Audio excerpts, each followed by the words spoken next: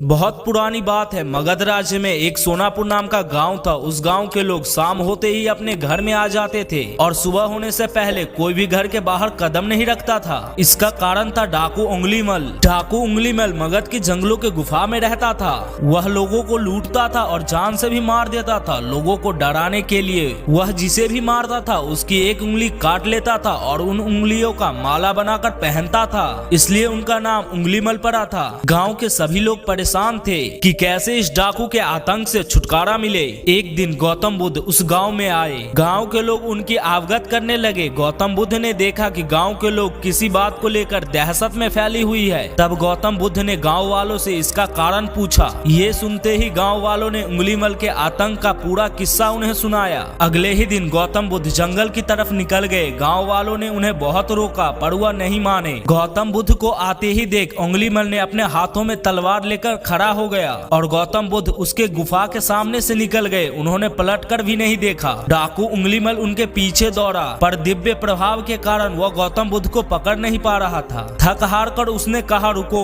गौतम बुद्ध रुक गए और मुस्कुरा कर बोले मैं तो कब का रुक गया था पर तुम कब ये हिंसा रोकोगे। डाकू उंगलीमल ने कहा सन्यासी तुम्हें मुझसे डर नहीं लगता। सारा मगध मुझसे डरता है। तुम्हारे पास जो भी माल है वरना जान से हाथ धो बैठोगे। मैं इस राज्य का सबसे शक्तिशाली व्यक्ति हूँ। गौतम बुद्ध जरा भी नहीं घबराए और बोले मैं कैसे मान लूं कि तुम इस राज्य के सबसे शक्तिशाली इंसान हो। तुम्हें यह साबित करके दिखाना होगा। डाकू उंगलीमल बोला बताओ कैसे साबित करना होगा। गौतम बुद्ध ने कहा तुम उस पेड़ से 10 पत्तियां तोड़ के लाओ। डाकू उंगलीमल ने कहा बस इतनी सी बात, मैं तो पूरा पेड़ उखाड़ कर ला सकता हूँ। डाकू उंगलीमल ने 10 पत्तियां तोड़ कर ला दी। गौतम बुद्ध ने कहा अब इन पत्तियों को वापस पेड़ में लगा दो। डाकू उंगलीमल ने हैरान होकर कहा टूटे हुए पत्ते कभी वापस नहीं लगते हैं। तो गौतम बुद्ध ने बोले कि जब तुम इतनी सी छोटी सी पत्ती को वापस नहीं जोड़ सकते तो तुम सबसे शक्तिशाली कैसे हुए। यदि तुम किसी चीज को जोड़ नहीं सकते तो कम से कम उसे तोड़ो मत। यदि किसी को जीवन नहीं दे सकते हो तुम तो उसे मृत्यु देने का तुम्हें कोई अधिकार नहीं है। ये सुनकर उंगलीमल को अपनी गलती का एहसास हो गया और वह गौतम बुद्ध का शिष्य बन गया